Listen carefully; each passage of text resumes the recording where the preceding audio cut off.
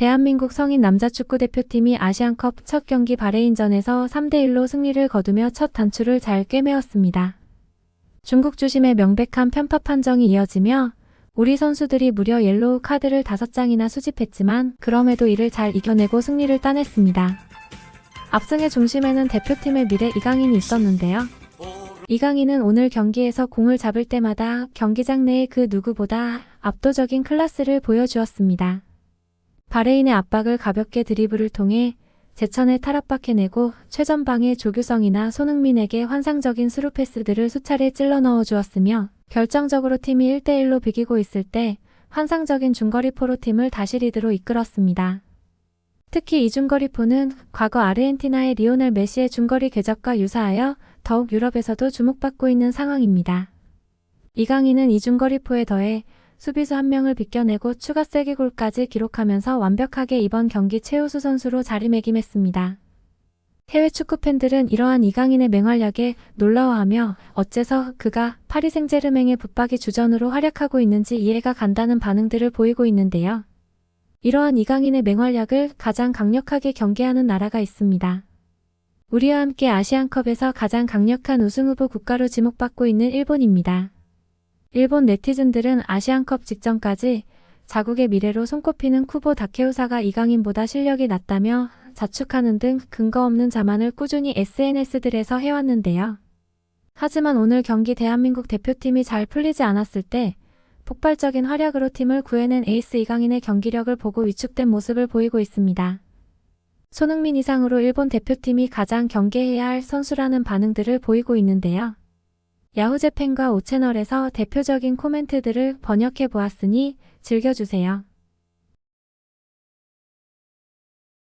이강인 키타. 슈퍼골이네 크크크. 이강인 굉장하잖아 크크크. 이것이 S급 미들슛. 지금 골은 진심으로 굉장하다. 일본 선수들과 차원이 다른 궤적. 위험한 녀석이야. 이강인 추가골. 이 녀석 이번 아시안컵 MVP 가장 유력한 후보야. 너무 잘하는데? 크크크. 결정력 엄청나잖아. 어린 나이에 문전에서 침착하게 수비를 제끼고 골을 넣네. 완벽한 멘탈리티. 이것이 S급의 힘. 한국은 어느새 이강인의 팀이 다 되었구나. 아시안컵 득점왕 후보가 손흥민이 아니라 이강인이 되었다니 놀랍다. 후보는 이강인의 발끝에도 미치지 못하는 수준이었구나. 이강인은 PSG에서 꾸준히 선발 출전하면서 실력이 엄청나게 향상되었어. 약체 한국에서 유일하게 월드클래스의 기량을 뽐내고 있어. 만약 결승에서 한국을 만난다면 이강인이야말로 가장 조심해야 할 선수야. 확실하게 쿠보 이상이다. 정말 놀라운 실력이야. 인정할 수밖에 없다. 바레인은 분명히 베트남 이하의 팀이었는데 한국이 생각보다 고전했어. 이강인이 아니었다면 중국 심판의 편파 판정에 말려서 패배했을 가능성도 높아 보였다. 이강인은 말할 필요도 없이 S급 선수야. 쿠보와 비교하는 것 자체가 실례다. 중거리 슈팅골은 정말 소름이 돋는 궤적이었다. 완전체가 되어가고 있어. 이강인은 오늘 한국 대표팀에서 유일하게 그 어떤 일본 대표팀 선수들보다도 잘했던 선수. 내가 볼 때 손흥민 이상으로 성장할 것 같아. 아직도 22살이라는 게 정말 무섭다. 이번 대회 가장 강력한 MVP 후보구나. 오늘 이강인은 우리 대표팀의 그 누구보다도 잘했어. 한국은 이강인을 보유하고 있는 강팀입니다. 한국은 손흥민의 시대가 끝난 것으로 보이지만 이강인의 새 시대가 시작되었다고 생각합니다. 엄청난 클래스였어요. 한국이 강팀인지 약팀인지 모르겠어. 하지만 한 가지 확실한 것은 이강인은 독보적으로 뛰어난 레벨로 성장했다는 것이다. 한국은 이강인 원맨팀이 된 것 같구나. 하지만 얕볼 수 없을 정도로 이강인이 너무 잘한다. 손흥민은 토트넘의 소니와는 다른 사람 같아요. 저 정도면 일본의 위협이 되지 않습니다. 하지만 이강인만큼은 정말 조심해야겠어요. 팀을 위기에서 구해낼 수 있는 자질을 갖고 있습니다. 이강인은 이미 PSG의 대부분의 프리킥을 전담하고 있다. 그게 어떤 의미인지 오늘 게임에서 보여줬다고 생각해. 누가 이강인이 결정력이 약한 선수라고 했냐? 완전 괴물이잖아 어이. 확실하게 말할 수 있다. 이강인은 아시아 역사상 최고의 미드필더다. 솔직하게 칭찬할 건 칭찬해야 해. 이강인은 차세대 아시아 최고의 선수가 될 것임. 슬프게도 우리의 그 어떤 선수도 이 정도의 포텐셜을 갖고 있지는 않아. 쿠보는 좋겠다. 월드클래스 선수의 친구라서.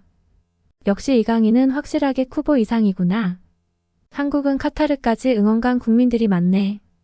일본은 저임금이라 해외에 원정 응원 갈 수 없는데 부럽습니다. 한국은 최근까지 무실점 경기를 했다고 하는데 오늘 바레인한테 쉽게 먹힌 골을 보면 수비가 그렇게 강한 것 같지는 않아. 우승 후보답지 않은 형편없는 수비력이었어. 이강인이 아니었다면 오늘 게임 패배했을지도. 현 시점에서 한국 최고의 선수는 이강인이네요. 이강인만 집중 견제한다면 한국전은 쉽게 풀어갈 수 있을 것 같습니다. 저렇게 완벽한 중거리포는 오랜만에 봤어. 이강인의 무서운 점은 개인기 능력까지 뛰어나다는 데 있습니다. 손흥민과 달리 수비수들 여러 명을 개인 능력으로 제치고 골을 넣을 수 있는 선수예요. 가장 위험한 한국인입니다. 우리도 베트남의 4대2 승리라 그리 즐겁지 않은데 한국도 그리 다르지 않구나. 바레인 따위를 상대로 고전하네. 이강인이 차이를 만들어내지 않았다면 위험했을 정도야. 한국은 중동의 약한 팀이 확실하네. 생각보다 너무 못하던데. 이강인 빼고는 전부 별로였어. 둘이서 프리미어리그 22골을 합작한 손과 황보다 PSG의 이강인이 더욱 젊고 뛰어난 것 같아. 물론 황은 오늘 경기 나오지 않았지만 최근 한국 대표팀 기록을 보면 역시 최고의 선수는 이강인이 확실함. 한국 이 정도 레벨이면 준중 결승에서 이란에게 패배할 거야. 하지만 만약 이기고 올라와서 일본과 결승전을 하게 된다면 역시 이강인이 가장 큰 위협이 될 것이라고 생각한다. 이처럼 오늘 경기를 본 대부분의 일본 축구팬들의 코멘트 대부분이 이강인에 대한 칭찬과 경계심으로 가득했음을 확인할 수 있었습니다. 그만큼 이강인 선수의 오늘 게임에서의 임팩트는 엄청났습니다. 오늘 게임에서 중국인 심판의 편파 판정들은 혀를 내두를 정도였기에 관중석에서 야유까지 나올 정도였습니다. 하지만 아시안컵 특성상 앞으로도 우리나라는 이러한 편파 판정들을 계속 받을 것임이 확실하기 때문에 매 경기 상대팀을 실력으로 압살해 나가야 할 텐데요. 이런 측면에서 오늘 경기는 어느 정도 아쉬움이 많이 남는 경기였습니다. 이강인과 황인범을 통해 미드필더진이 게임을 잘 풀어나가며 좋은 찬스를 수차례 만들었음에도 1대1 찬스에서조차 공격진이 마무리를 하지 못했기 때문입니다. 오히려 황인범의 첫 골과 이강인의 후속 멀티골로 미드필더진이 캐리한 게임이라는 점에서 불안 요소들이 많이 보였습니다. 또한 바레인에게 실점했을 때 우리 수비진들의 숫자가 월등하게 많았음에도 집중력 부족으로 너무 쉽게 골을 먹혔기에 이러한 부분들 또한 다시 정신적으로 재무장이 필요한 시점이라고 생각합니다. 대표팀의 막내 이강인이 마청들 이상의 역할을 해준 만큼 이번 바레인과의 첫 경기는 많은 국대 선수들에게 생각할 거리를 던져주었을 것입니다. 다음 20일에 상대할 요르단은 바레인보다 조금 더 강하다고 평가받는 팀이지만 최근 일본에 6대0으로 패배한 이력이 있는 팀이니만큼 우리가 아시안컵 우승을 논하기 위해서는 이들을 상대로 압도적인 전력차를 보여주어야 할 시점입니다.